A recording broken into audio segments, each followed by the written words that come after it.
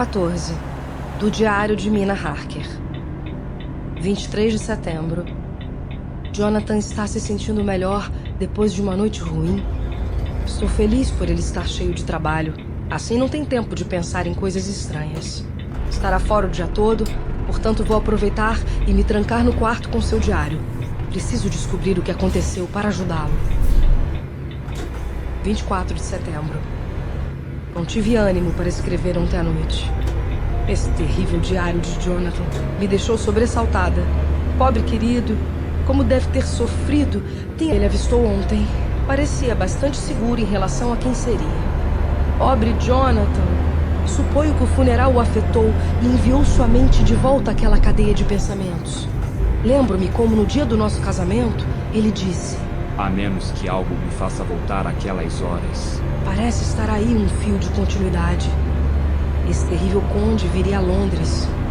Se assim fosse, se viesse a Londres com seus milhões, pode ser que haja um dever solene a cumprir.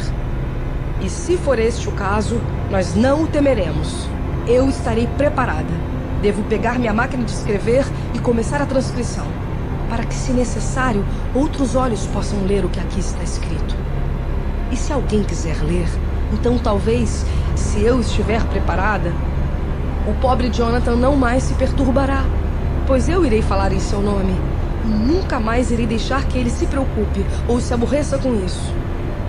Mesmo se Jonathan se recuperar de todo esse nervosismo e quiser me esclarecer mais sobre o assunto, eu poderei fazer perguntas e descobrir mais coisas para ser capaz de confortá-lo. Carta de Van Helsing à Sra. Harker. 24 de setembro. Confidencial. Querida senhora, imploro-lhe que me perdoe por escrever, já que sou um amigo tão distante, e que seja eu a enviar notícia tão triste sobre a senhorita Lucy. Por bondade de Lord Godalming, tenho podido ler suas cartas e documentos, pois estou muito interessado em alguns assuntos de vital importância.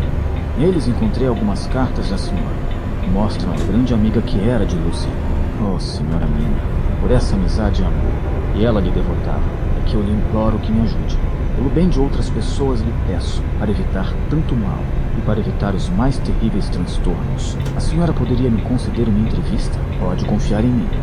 Sou amigo do Dr. Seward e de Lord Godalming. Esse é Arthur da senhorita Lucy. Eu irei até Exeter vê-lo imediatamente se me der sinal de que posso assim proceder. Apenas me diga onde. Respeitosamente, Van Helsing. Do Diário de Mina Harker. 25 de setembro.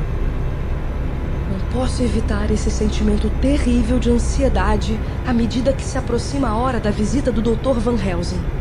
Espero que este encontro possa jogar luz na triste experiência de Jonathan.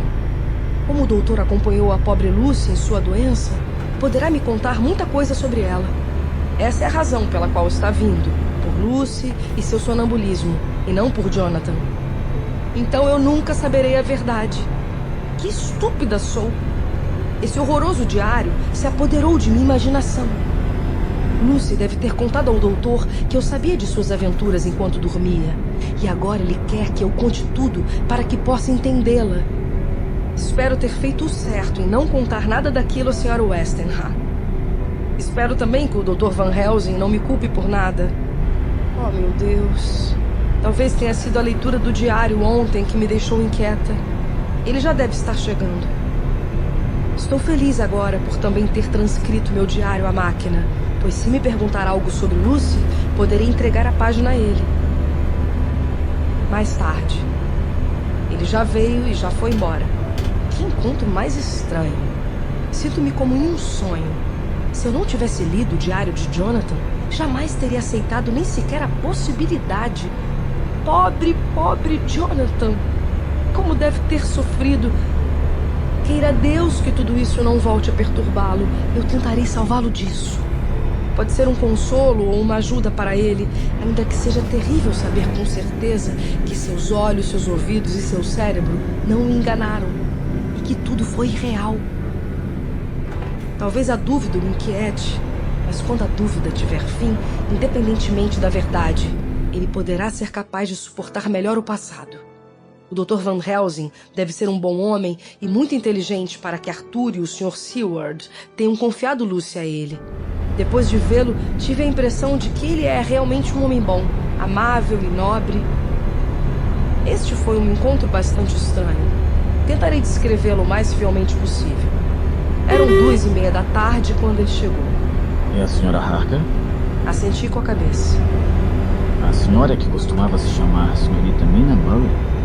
Novamente assenti. Pois é a Mina Murray que vem ver. Aquela que foi amiga da pobre senhorita Lucy Wenster.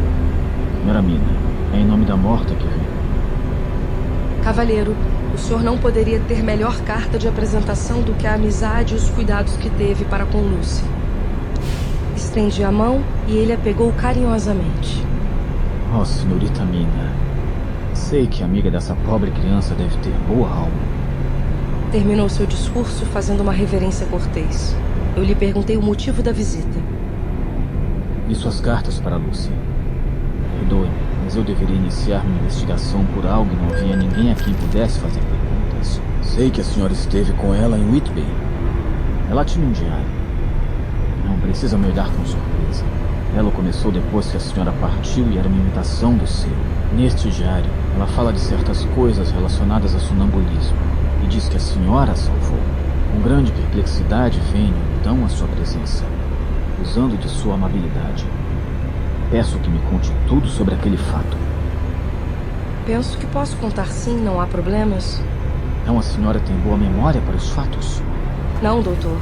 Mas escrevo tudo o que me acontece e naquele dia não foi diferente. Posso mostrar ao senhor. Senhora, eu agradeceria muito. Ajudará muito. Não pude evitar a tentação de lhe pregar uma peça. E que esse senso de humor é o resquício da mordida na maçã que ainda permanece nas mulheres. Entreguei a ele o diário taquigrafado. Posso ler? Se o senhor quiser. Ele o abriu e durante um instante fixou o olhar no papel. Logo se levantou e fez outra reverência. A senhora é uma mulher muito inteligente. Já sabia que o Sr. Jonathan era um homem de muitos conhecimentos. Agora vejo que sua esposa não fica atrás. Não me daria o prazer de ler para mim, porque eu não sei taquigrafia. Quase fiquei envergonhada, de forma que peguei a cópia que havia passado à máquina e a entreguei. Perdoe-me, não pude evitar. Já imaginava que era sobre Lucy que viria falar, por isso passei nossas passagens à máquina, para não desperdiçar muito do seu tempo. Os olhos do doutor brilharam. A senhora é muito amável. Posso lê-lo agora? Claro, leia tudo enquanto preparo algo para comer. Depois poderá fazer as perguntas que quiser. Quando voltei ao cômodo, onde o havia deixado, o encontrei andando rapidamente de um lado para o outro, com o rosto vermelho de emoção. Dirigiu-se a mim e pegou minhas mãos, dizendo: Nossa, senhorita, como posso lhe agradecer? Este papel é a luz que me faltava. Abre-me todas as portas. Estou aturdido, deslumbrado com tanta luz. No entanto, as nuvens andam sempre atrás da luz. Se isso a senhora não compreende, não pode compreender. Mas como sou agradecido, muito agradecido. A senhora é muito inteligente. Senhora, se algum dia a senhora ou alguém dos seus precisar de algo, me procure. Será um prazer poder servi-la como a mim. A senhora é uma bênção para seus amigos e ainda mais para seu marido. Mas, doutor, o senhor me elogia demais e não me conhece. Não a conheço.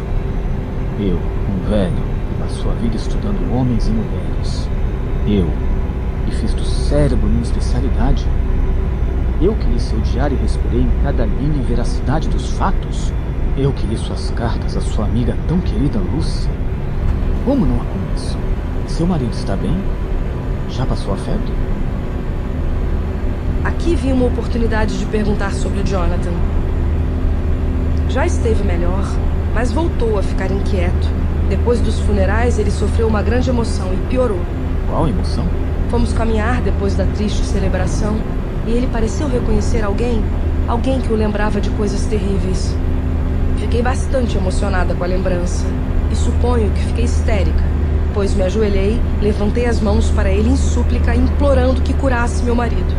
Ele pegou minhas mãos suavemente, fez-me sentar novamente no sofá e disse com toda a delicadeza do mundo: Minha vida é tão solitária e tão cheia de trabalho que não tenho tempo para amizade. Mas desde que fui chamado para cá por meu amigo, Dr. Seward, conheci tanta gente boa. E tenho visto tanta nobreza que sinto mais que nunca a solidão de minha vida.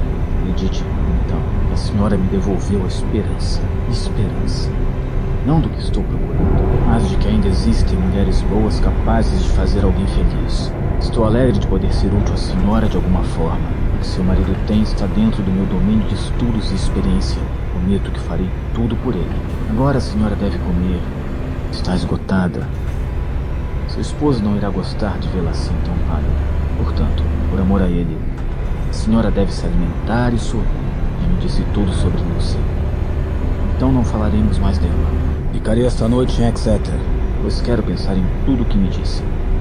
Então voltar e fazer algumas perguntas, se não se importar. Depois de comermos, voltamos para a sala e ele tocou no assunto de Jonathan. Conte-me agora sobre ele.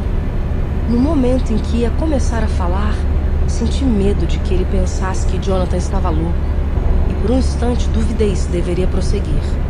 Mas ele foi tão doce e amável, e como havia prometido que me ajudaria, confiei. Entreguei a ele a cópia datilografada do diário de Jonathan. Prometo que assim que puder, me encontrarei com a senhora e seu marido. Vou levar esses papéis comigo e pensar sobre o assunto. Jonathan estará em casa por volta das 11h30. Venha comer conosco. Carta manuscrita de Van Helsing à senhora Harker. 25 de setembro, 6 da tarde. Querida senhora Mina, li o maravilhoso diário de seu marido. Não há dúvida. Estranho e terrível. É verdade. Pode ser pior para os outros. Mas para a senhora ele não representa ameaça. Seu marido é um homem nobre. Me permita dizer, por experiência que tenho com os homens, que alguém que tenha feito a façanha de descer pela parede e entrar nesse quarto, e pela segunda vez, não é alguém que possa ficar eternamente refém de um problema emocional. Seu cérebro e seu coração estão bem. Posso jurar mesmo não tendo visto ainda. Terei muitas perguntas sobre outras coisas. De qualquer forma, estou deslumbrado com tudo que já aprendi. Deslumbrado. Seu servo, Van Helsing. Carta da senhora Harker ao Dr. Van Helsing. 25 de setembro, 6h30 da tarde. Meu querido Dr. Van Helsing, muito obrigada por sua carta tão amável. Tirou-me um peso dos ombros. No entanto, não fico tranquila caso seja verdade que este homem, este monstro, está caminhando por Londres. Enquanto lhe escrevia, recebi um telefonema de Jonathan me dizendo que sairá de Launceston no trem das 6h25, hoje à noite, e que estará em casa às 10h18, para que eu não tenha medo pela noite. Então, ao invés de almoçar conosco, não poderia vir por volta das 8 para o café da manhã? Seria muito cedo para o senhor? Não responda caso venha. Se não tiver notícias suas, saberei que virá. De sua fiel e agradecida amiga, Mina Harker. Do diário de Jonathan Harker. Pensei que nunca mais fosse escrever neste diário. Quando cheguei em casa ontem à noite, Mina já havia preparado a ceia. Quando terminamos, ela mencionou a visita de Van Helsing e que havia entregado as cópias dos diários para ele, por estar muito preocupada comigo. Mostrou-me a carta do doutor assegurando que tudo o que eu havia escrito era verdade. Parece-me que isso fez de mim um novo homem. O que de fato me atormentava era não saber se tudo era real ou era apenas criação de minha mente. Agora sei, não tenho medo de ninguém, nem sequer do conde. Com certeza foi ele quem vi. Rejuvenesceu. Mas como? Van Helsing é o homem que pode desmascará-lo, se realmente for como Mina o descreveu. Estivemos acordados até tarde falando dessas coisas. Mina está se vestindo e eu fui buscar o doutor. Creio que se assombrou quando me viu. Olhou-me de cima a baixo, me examinando, e disse: A senhora Mina disse que o senhor estava doente? Foi muito divertido ouvir aquele ancião chamar minha esposa de Senhora Mina. Sorri e disse: Estava doente e sofri uma grande emoção, mas o Senhor já me curou. Como? Através de sua carta a Mina, eu tinha medos, incertezas. Não sabia se podia confiar em mim. Agarrei minha rotina para não enlouquecer, mas isso já não era o suficiente. Doutor, o senhor não sabe o que é duvidar de tudo. Van Helsing sorriu com indulgência. Depois fez elogios a Mina e disse que me conhecia bem através dela. Meu amigo, li todas as cartas de sua esposa, a senhorita Lucy. Algumas delas falam do senhor, de tal forma que já conheço o senhor há alguns dias. Mas só conheci sua verdadeira personalidade ontem à noite. Por seu diário. Dê-me sua mão, seremos amigos por toda a vida. Nos demos as mãos. E então ele foi tão efusivo que cheguei a me sentir sufocado. Poderia lhe pedir um favor? O senhor poderia me contar o que aconteceu antes de ir para a Transilvânia? Um instante. O que o senhor precisa fazer está relacionado com o conde? Sim, está. Então estou com o senhor de corpo e alma. Como vai partir no trem das 10h30, não terá tempo para ler todos os documentos, mas os trarei para o senhor e poderá levá-los. Assim poderá examiná-los durante sua viagem. Depois do café da manhã, o acompanhei até a estação.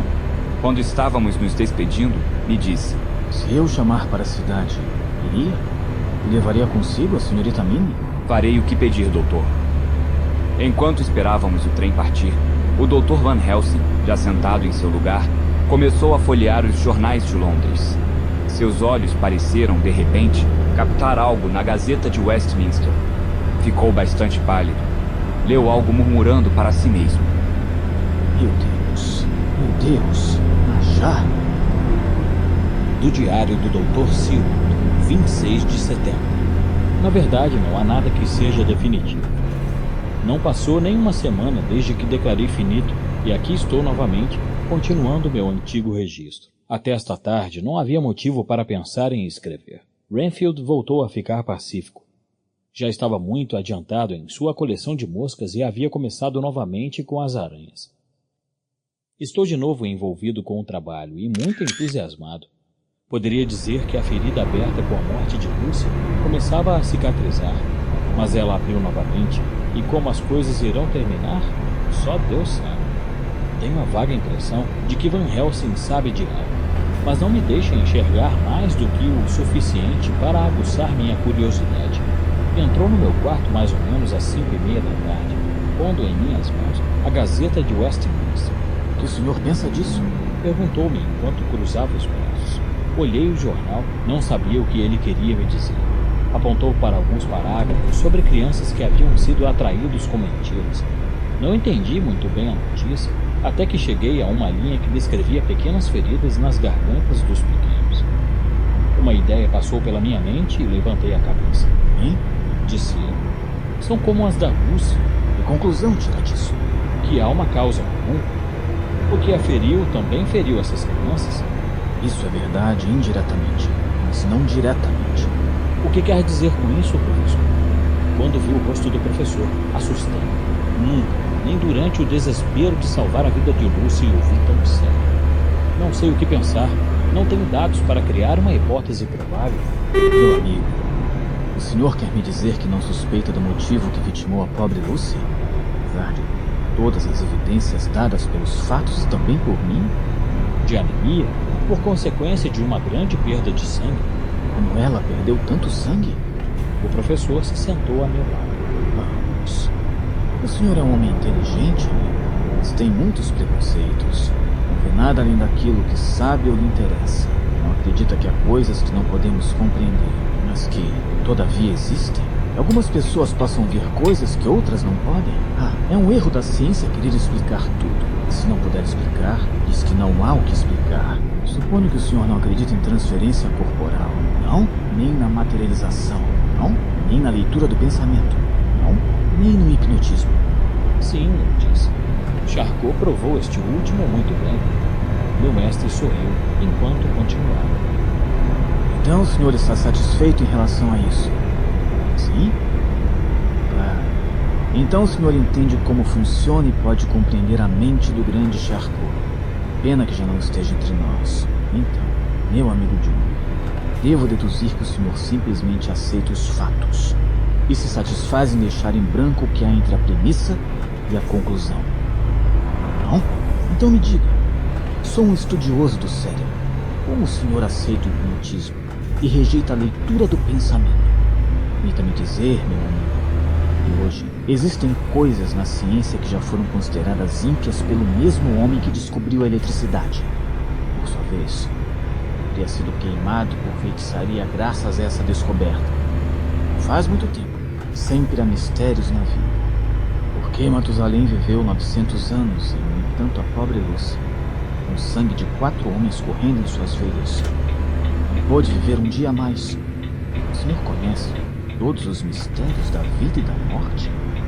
O senhor pode me dizer por que em alguns lugares existem morcegos que andam pelas noites a chupar o sangue de bois e cavalos? Ou por que em algumas ilhas os morcegos se penduram em árvores durante o dia? E quando os marinheiros dormem, saem a atacá-los, deixando os portos cheios de cadáveres pálidos como os da senhorita Lucy? Santo Deus, professor! Gritei, levantando. O senhor quer dizer que Lucy foi mordida por um desses morcegos em Londres e no século XIX? Ele me fez um sinal para que me calasse. O senhor pode me dizer por que uma tartaruga vive muito mais do que um homem? Por que um elefante continua vivendo enquanto não tenha visto várias dinastias? O senhor pode me dizer por que em todas as épocas e lugares os homens acreditam que existam homens que não morrem de mortes naturais? Todos nós sabemos que a ciência testou o fato através dos sapinhos que viveram milhares de anos encarcerados em formações rochosas. O senhor pode me dizer como o faquir hindu que se deixou morrer, enterrar e ter a tumba selada, ser encontrado vivo depois de sobre o túmulo ser plantado e colhido milho por 2 vezes? Eu já estava me descontrolando e o interrompi. Ele listava essas excentricidades e impossibilidades possíveis, e minha mente parecia pegar fogo a cada fala do doutor. Tive a vaga ideia de que estava me dando uma lição, como fazia em nossos tempos de estudo em Amsterdã, mas não compreendia aonde queria chegar. Mestre, me permita ser novamente seu discípulo preferido. Diga-me a tese para que eu possa aplicar meu conhecimento à medida que o senhor avança. Neste momento, não consigo conectar as ideias. Sinto-me como um bezerro perdido no pântano, no meio da névoa, sem saber para onde estou indo. Esta é uma boa imagem, Disse ele. Bom, direi ao senhor, então. Minha tese é esta.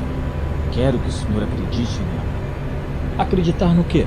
Acreditar em coisas que não são possíveis. Permita-me ilustrar isso. Uma vez escutei de um norte-americano que definia a fé desta maneira: essa faculdade que nos permite acreditar no que não sabemos se é verdade. E uma vez segui este ensinamento. Ele nos diz para manter a mente aberta e não permitir que um pequeno pedaço de verdade interrompa a torrente da grande verdade. Primeiro vamos obter a pequena verdade. Bem, aguardaremos e a avaliaremos, mas ao mesmo tempo não devemos permitir que ela pense ser toda a verdade do universo. Então o senhor não quer nenhuma convicção para não atrapalhar a receptividade de minha mente em relação a algo muito estranho. O senhor continua sendo meu aluno favorito. Agora que deseja entender, dê o primeiro passo para o entendimento.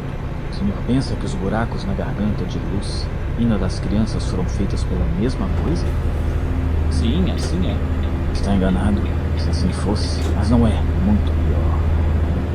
Mas muito pior. Em nome de Deus, professor, o que o senhor quer me dizer? Deixou-se cair em uma cadeira com um gesto de desespero e pôs seus cotovelos sobre a mesa, cobrindo o rosto com suas mãos. Foram feitos pela própria senhorita Lucy.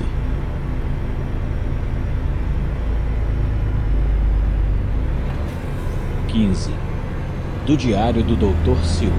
Continuação. Por um instante, fui dominado por uma forte cólera. Foi como se ele tivesse esbofeteado Lucy em vida. Bati com força na mesa e levantei ao mesmo tempo em que dizia: Dr. Van Helsing, o senhor está louco? Ele levantou a cabeça e me olhou. A ternura refletida em seu rosto me acalmou imediatamente. Gostaria de estar, meu amigo. A loucura seria mais fácil de suportar comparada com as verdades como esta. Meu amigo, que pensa que eu dei um rodeio tão grande e levei tanto tempo para lhe dizer algo tão simples? Acaso sinto ódio pelo senhor? Talvez seja porque eu queira me vingar do senhor por aquela vez que salvou minha vida? Não. Não. Me perdoe. Meu mestre continuou. Meu amigo, eu queria ser cuidadoso ao dar-lhe tal notícia. E sei de seu amor por aquela doce jovem. Eu sei que é difícil acreditar, e mais difícil ainda aceitar em uma verdade tão triste sobre uma pessoa tão querida como a senhorita Lucy. Hoje à noite eu vou fazer isso. Se o senhor se atrever a fazer. Fiquei na dúvida. Ele percebeu a minha indecisão. A lógica é simples. Se Se não for verdade, o teste será um erro. Se for verdade, aí está a ameaça. Vamos, devemos sair agora mesmo. Vou dizer qual é o plano. Primeiro vamos ver este pequeno no hospital. Dr. Vincent, que está com a criança, é amigo meu, e creio que seu também. Já que estou com ele em Amsterdã, com certeza permitirá que 2 cientistas analisem seu caso. Não diremos nada, a não ser que estamos ali para aprender. Então, tirou uma chave de seu bolso e a segurou na minha frente. Então, iremos passar a noite, o senhor e eu, no cemitério onde está Lúcia. Esta é a chave que fecha sua tumba. Peguei com o homem da funerária, para que eu pudesse dá-la a Arthur. Meu coração se encolheu, mas não disse nada. Era melhor que tudo acontecesse rápido. Encontramos o menino acordado. Havia se alimentado e estava melhorando. O Dr. Vincent nos mostrou os orifícios em seu pescoço. Sem dúvida eram parecidos com os de Lúcia. Eram apenas menores e as bordas pareciam mais frescas. Perguntamos a Vincent qual seria a causa daquilo e ele disse que deveria ser mordidas de algum animal. Talvez um rato, mas se inclinava a pensar que era um desses morcegos que viviam ao norte de Londres. Entre tantos inofensivos, pode haver alguma espécie selvagem. Algum marinheiro pode ter levado para casa e escapado, ou fugiu de algum zoológico. Essas coisas acontecem. Os senhores ficaram sabendo? Há apenas 10 dias um lobo fugiu. E durante uma semana as crianças não fizeram mais nada além de brincar de chapeuzinho vermelho, até que veio a história da Dama Bonita. Até o menino, ao acordar, a primeira coisa que fez foi perguntar à enfermeira se podia ir brincar com a tal mulher. Espero, Disse Van Helsing. ao levar este menino para casa, tome precauções para que seus pais mantenham uma rígida vigilância sobre ele. A rédea a essas fantasias é o mais perigoso. E se o menino fugisse outra noite? Talvez fosse fatal para ele. Mas em todo caso, suponho que o senhor não o deixará sair antes de alguns dias. Não é mesmo? Com certeza não. Permanecerá aqui por pelo menos mais uma semana ou mais tempo se a ferida não curar. Nossa visita ao hospital se prolongou mais tempo do que havíamos previsto, e antes de sairmos, o sol já tinha partido. Quando Van Helsing viu que estava escuro, disse: Não temos pressa. É mais tarde do que eu pensava. Bem, vamos comer em algum lugar. Jantamos no Jack's Castle, junto com um pequeno grupo de ciclistas e outras alegremente orgulhosas. Às 10 da noite, saímos da pousada. Já estava bastante escuro. O professor evidentemente havia estudado o caminho que deveríamos seguir, pois continuou decidido. Ao contrário, eu estava bastante confuso em relação ao local. Chegamos ao cemitério. Escalamos o muro. Com alguma, mas não muita dificuldade, encontramos a cripta da família Weston. O professor abriu a porta e fez sinais de que eu passasse na frente. Tirou um fósforo e acendeu uma vela iluminando o local. A tumba durante o dia, com flores frescas, já era suficiente lúgubre. Mas agora, algum tempo após o velório, quando as flores já estavam murchas e mortas, com aranhas andando entre elas e os vermes passeando pelas pétalas, era muito mais sórdida e tenebrosa. Van Helsing começou a trabalhar sistematicamente, segurando sua vela, de maneira que pudesse ler as inscrições dos túmulos. Encontrou o de Lúcia. Pegou uma chave de fenda de sua maleta. O que vai fazer? Vou abrir o túmulo e o senhor se convencerá. Sem perder tempo, começou a tirar os parafusos e finalmente levantou a vela. Aquilo foi demais para mim. Parecia-me um insulto enorme à falecida, então tentei pará-lo. Ele disse apenas: O senhor verá. Pegou na maleta mais um instrumento para tentar abrir o caixão. Achei que fosse sentir o gás do cadáver putrefado e retrocedi até a porta, mas meu mestre não parou. Abriu o caixão e me chamou para olhar dentro do túmulo. Eu tremia. Não queria ver minha amada daquele jeito, mas ele insistiu. Quando olhei, fiquei assombrado. Estava vazio. O senhor está satisfeito? Estou satisfeito pelo corpo de Lucy não estar no caixão. Mas isso só prova uma coisa. O que prova, meu amigo? Que não está aí.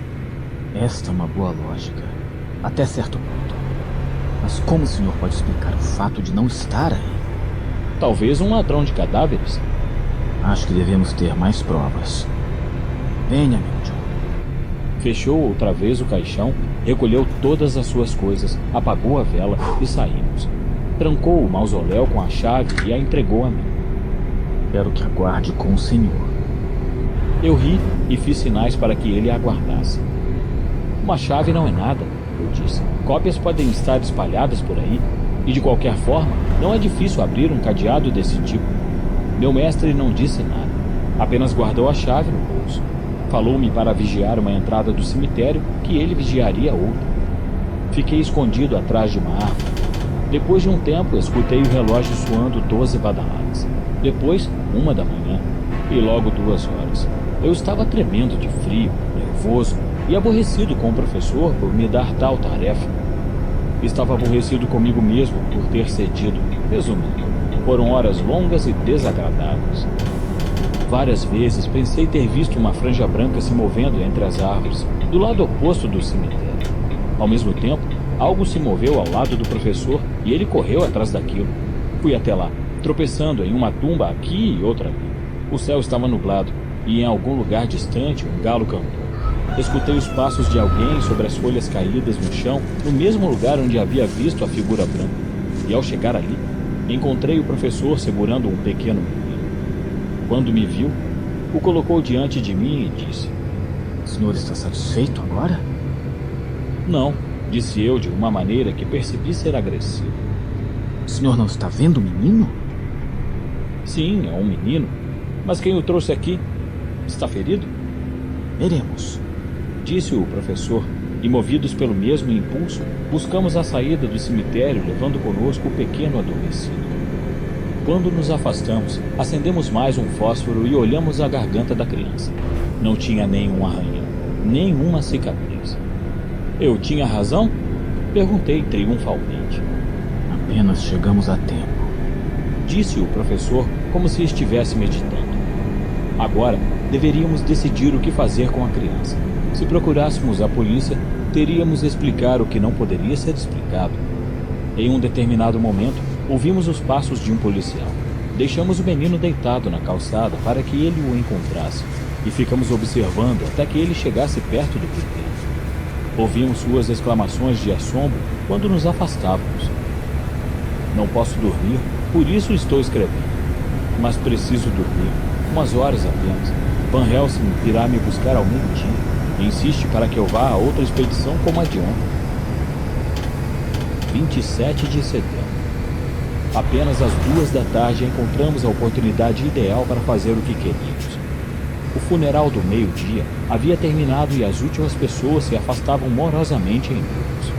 Novamente, senti essa horrível sensação de realidade das coisas e me dei conta das ameaças legais que estavam sobre nós devido a essa aventura. E além do mais, sentia que tudo seria inútil.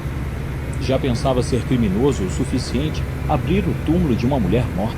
Abrir pela segunda vez me parece uma loucura ainda maior, já que sabíamos que não havia nada dentro do caixão. Dei de ombros e permaneci em silêncio. Sabia muito bem que quando Van Helsing colocava algo na cabeça, não havia ninguém que pudesse removê-lo da ideia. Novamente entramos no mausoléu da família de Lucy. Novamente fez a operação de abrir o túmulo e a tampa do caixão. Empurrou-me para perto para que eu pudesse ver. Um calafrio de surpresa e espanto percorreu meu corpo. Ali estava o corpo de Lucy, aparentemente igual como o havíamos visto na noite anterior ao seu enterro.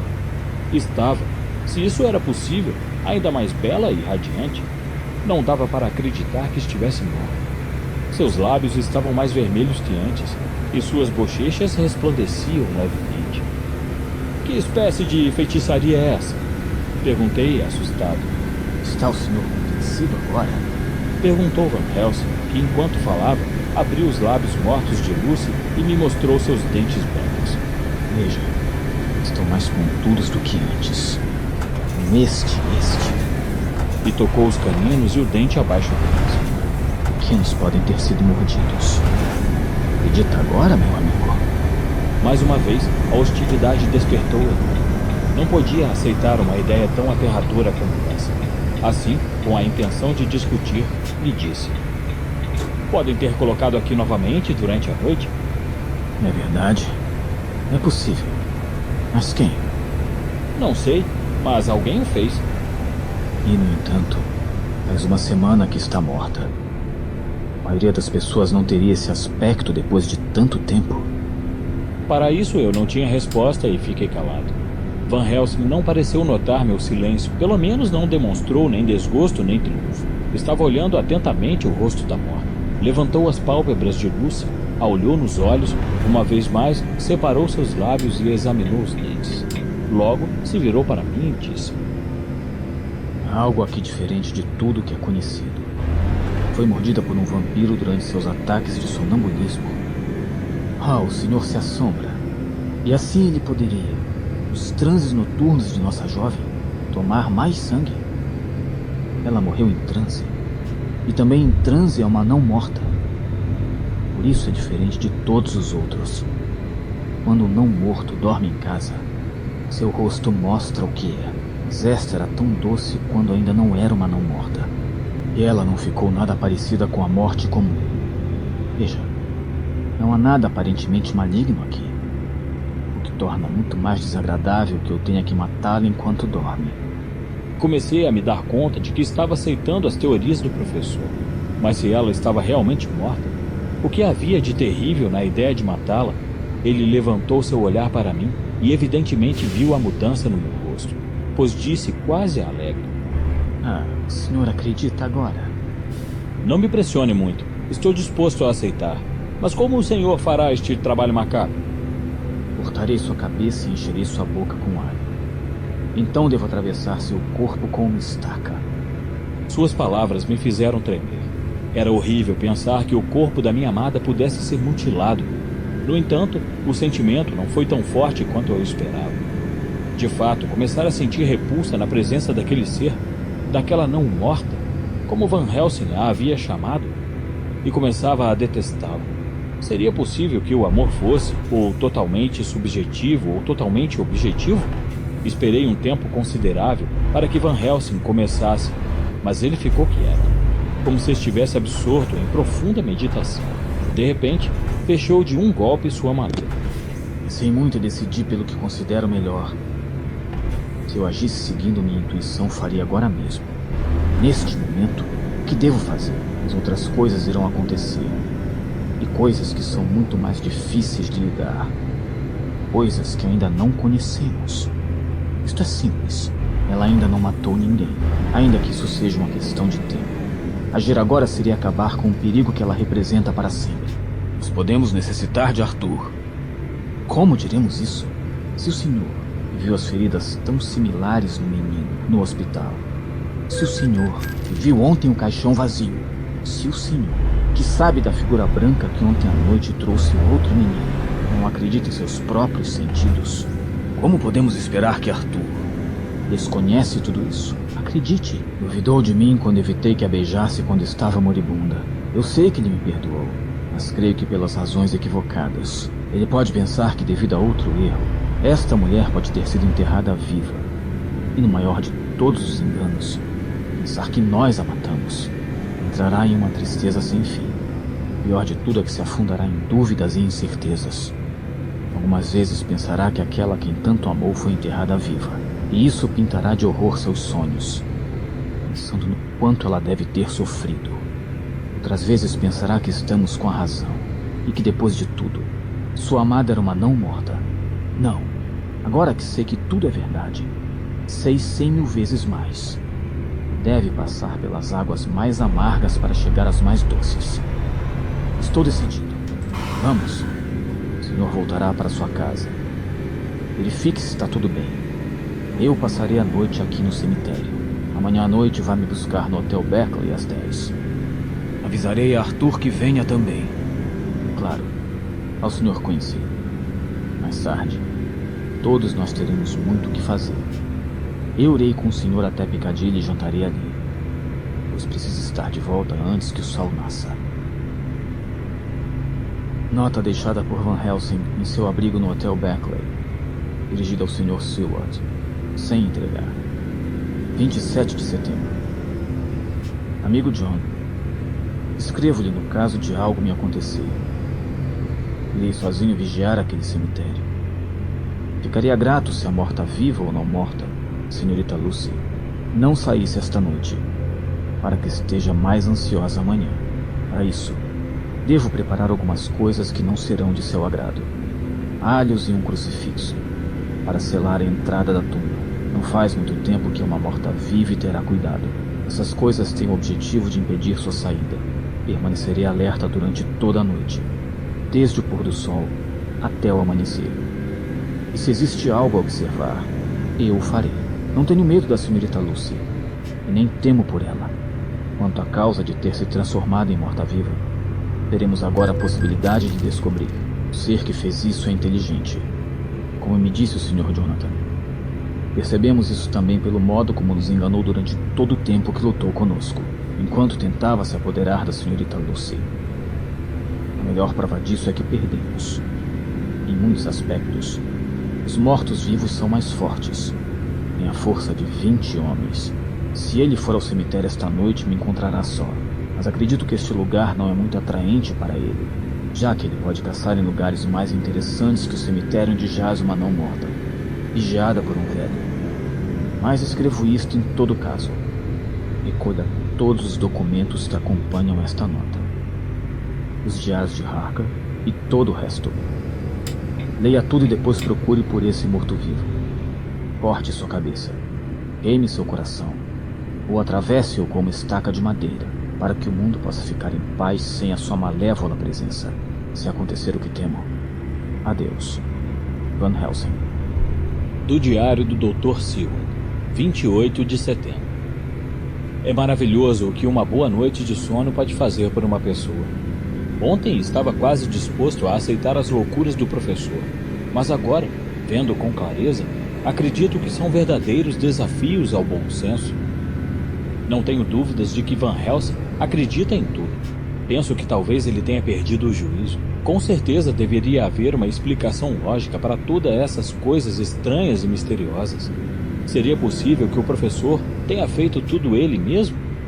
É tão extraordinariamente inteligente que, se perde o juízo, levaria qualquer ideia maluca a cabo. Nego-me a acreditar nisso, pois Van Helsing estar louco seria de fato tão estranho quanto Lucy ser uma morta-viva. Tenho que descobrir o que está acontecendo. Tenho que descobrir se Van Helsing está mesmo fora de seu juízo normal. Tenho que vigiá-lo. 29 de setembro, pela manhã. Ontem à noite, pouco antes das 10, Arthur e Quincy entraram comigo no quarto de Van Helsing. Foi ele mesmo que nos chamou, mas especialmente se dirigiu a Arthur. Começou dizendo que gostaria que o acompanhássemos. Preciso fazer algo muito grave. O senhor vem? Minha carta o assustou? As palavras foram dirigidas a Lord Godalming. Sim, um pouco, no começo. Tenho tido tantos problemas ultimamente que não queria mais um. De qualquer forma, fiquei curioso para saber o que o senhor teria para me dizer. Quincy e eu discutimos sobre o assunto, mas quanto mais nos aprofundávamos na questão, mais perdidos ficávamos. No que me diz respeito, perdi completamente a capacidade de compreensão. Eu também, disse Quincy Morris. Bom, neste caso, os senhores se encontram mais perto do início do que nosso amigo John. Terá de caminhar muito para voltar a se aproximar do começo. Já havia compreendido tudo e voltou a duvidar novamente, sem que eu pronunciasse uma só palavra. Vamos ao assunto. Desejo que me deem autorização para fazer esta noite o que penso ser necessário fazer, ainda que seja pedir muito. E apenas quando saibam o que é, me proponho a fazer com que compreendam sua importância. Portanto, peço que me deem permissão sem saber de nada, ainda que se aborreçam comigo, e fiquem assim por muito tempo. Sua atitude me parece muito leal. Interrompeu Quincy. Respondo pelo professor. Não tenho nem ideia de quais são suas intenções, mas os asseguro que é um cavalheiro honrado. E isso basta para mim. Muito obrigado, senhor. Disse Van Helsing com orgulho. Sinto-me honrado, considerando que o senhor é um amigo de confiança e seu apoio me é muito grato. Estendeu uma mão que Quincy aceitou. Então Arthur tomou a palavra. Dr. Van Helsing, não me agrada comprar um porco em um saco sem vê-lo antes, como dizem na Escócia. E se há algo que fira meus princípios como cavalheiro ou como cristão, não poderei fazer essa promessa. Se o senhor puder me assegurar que meus valores não estão em perigo, darei meu consentimento sem vacilar um momento sequer. Aceito suas condições, disse Van Helsing. E a única coisa que peço é que, antes de condenar algum de meus atos, reflita cuidadosamente sobre isto, para se assegurar de que seus princípios não serão violados. De acordo, disse Arthur. Parece-me justo. E agora que já terminamos as negociações, posso perguntar o que temos que fazer? Desejo que venham comigo ao cemitério. O rosto de Arthur empalideceu. Onde está enterrada a pobre Lucy? O professor assentiu com a cabeça e Arthur continuou. E uma vez estando lá? Entraremos no mausoléu. Arthur se levantou. Professor, o senhor está falando sério? Ou se trata de alguma brincadeira monstruosa? Vejo que o diz com seriedade. Voltou a sentar-se, mas vi que permanecia em uma postura rígida e cheia de altivez, como alguém que deseja mostrar-se digno. Reinou o silêncio, até que voltou a perguntar.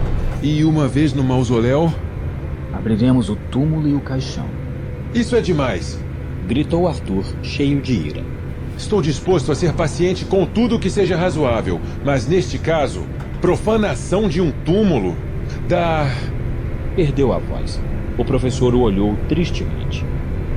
Se eu pudesse evitar essa dor ao senhor, meu amigo, Deus sabe o que faria. Mas esta noite nossos pés pisarão os espinhos. Ou pelo contrário, mais tarde para sempre, os pés que o senhor ama pisarão as chamas. Arthur levantou o olhar com o rosto extremamente pálido e descomposto e disse: Tenha cuidado, senhor! Tenha cuidado! Não crê que é melhor ouvir o que tenho a dizer? Disse Van Helsing.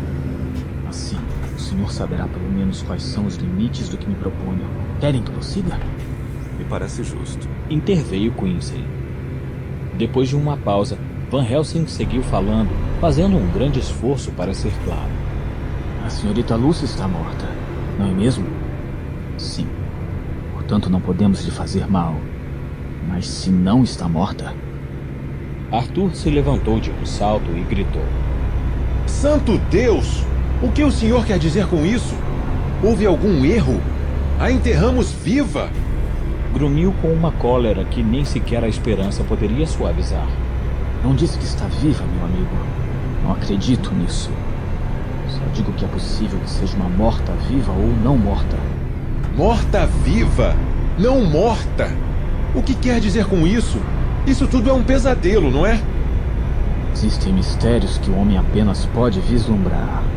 Acredite, nos encontramos atualmente diante de um deles, mas ainda não terminei. Devo cortar a cabeça da falecida senhorita Lucy. Está louco para dizer tal coisa? Não se permita sequer voltar a pensar em algo assim. Não darei meu consentimento, de forma alguma. Tenho o dever de proteger seu corpo desse ultraje. E prometo que vou fazê-lo.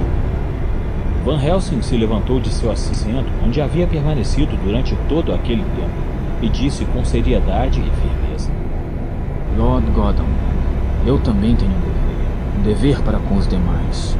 Um dever para com o senhor e para com a morta. E prometo que vou cumprir com ele. A única coisa que lhe peço agora é que me acompanhe. Observe tudo atentamente e ouça. Se quando eu fizer novamente o mesmo pedido mais adiante, o senhor não estiver mais ansioso para que eu leve tudo a cabo, então cumprirei com o meu dever. Aconteça o que acontecer.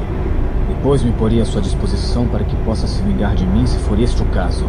Mas imploro que não continue aborrecido comigo.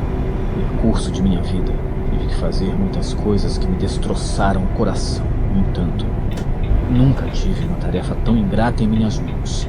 Acredite que se chegar o momento em que mude sua opinião sobre mim, um só olhar seu apagará toda a tristeza deste momento. Pense, eu viria de tão longe para causar tanta dor? Não, meu amigo. Vim para fazer o que acho justo, para ajudar meu amigo Seward e para ajudar uma dama que eu também cheguei a amar, para ela, e sinto muito ter que dizer. Ainda que com a melhor das intenções, dei o mesmo que o senhor. O sangue de minhas veias, dei meu sangue. Apesar de não ser como o senhor, o homem que ela amava, mas sim, seu médico e amigo. Consagrei a ela meus dias e minhas noites. Antes de sua morte e depois dela, Se minha morte pudesse lhe fazer algum bem, inclusive agora, quando é uma morta-viva, poria minha vida com prazer à sua disposição. Disse isto com uma dignidade e firmeza que nos assombrou. Arthur ficou impressionado, pegou a mão do velho professor e com a voz entrecortada disse: Oh, é algo difícil de acreditar e não o compreendo. Mas, pelo menos, devo ir com o senhor e observar os acontecimentos.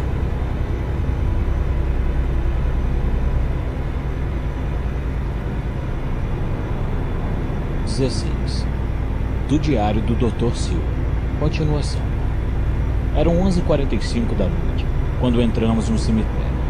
A noite estava muito escura, ainda que de vez em quando a luz da lua se infiltrasse entre as densas nuvens que cobriam o firmamento. Ficamos próximos um dos outros, com Van Helsing um pouco mais à frente, nos mostrando o caminho. Quando chegamos perto do túmulo, olhei atentamente para Arthur, porque temia que aquele lugar de lembranças tão tristes o afetasse, mas conseguiu se controlar. Acredito que o próprio mistério da situação estava apaziguando sua dor. Van Helsing abriu a porta, entrou primeiro e se dirigiu a mim. O senhor esteve aqui ontem comigo? Estava o corpo da senhorita Lucy no caixão? Sim, estava, eu respondi. O professor se virou para os demais e disse: Escutaram, jovem, não? Então vamos aos trabalhos. Começou a abrir o túmulo da nossa amada Lucy, e Arthur observava tudo em silêncio, muito pálido. Quando a tampa foi retirada, ele deu um passo atrás. Van Helsing abriu o caixão e ficamos todos assombrados. Sim, eu também. Apesar de já ter passado pela mesma experiência, estava vazio. O silêncio foi interrompido por Quincy Morris. Professor, eu confiei no senhor. Tudo o que eu quero agora é a sua palavra. Não quero de jeito nenhum desonrá-lo, mas... O senhor fez isso? Juro por tudo que há de mais sagrado que eu nunca toquei nela. Ninguém a tocou. Isto foi o ocorrido. Abri o túmulo e o encontramos como agora, vazio. Depois vimos uma figura branca que se dirigia até aquelas árvores. No dia seguinte voltamos aqui, ainda com o sol no céu. O corpo da senhorita Lucy estava em seu lugar de descanso. Não foi assim, amigo John? Correto, assim foi. Aquela noite, chegamos apenas a tempo de salvar um menino que havia desaparecido. O encontramos, graças a Deus. Ontem vim aqui antes do sol poente, já que depois disso os mortos-vivos podem andar por aí. Estive esperando aqui por toda a noite, até que o sol voltou a sair, mas não vi nada. Talvez porque coloquei em todos os buracos deste mausoléu flores de alho, coisas que os mortos não suportam. Esta manhã, tirei o alho e outras coisas que havia espalhado, e agora encontramos o túmulo vazio. Acreditem, muitas coisas parecem estranhas, mas fiquem comigo lá fora, sem fazer barulho. Escondidos e irão ver coisas ainda mais esquisitas. A noite estava fresca. Como era agradável respirar ar puro sem aquele cheiro insuportável. Todos nós permanecemos sérios, de acordo com a gravidade da situação. Arthur permanecia calado e, creio, se esforçando para compreender qual era o propósito de tudo aquilo. Quincy Morris permanecia frio, se expondo corajosamente a tudo que pudesse acontecer. Como não tinha costume de fumar, pegou um punhado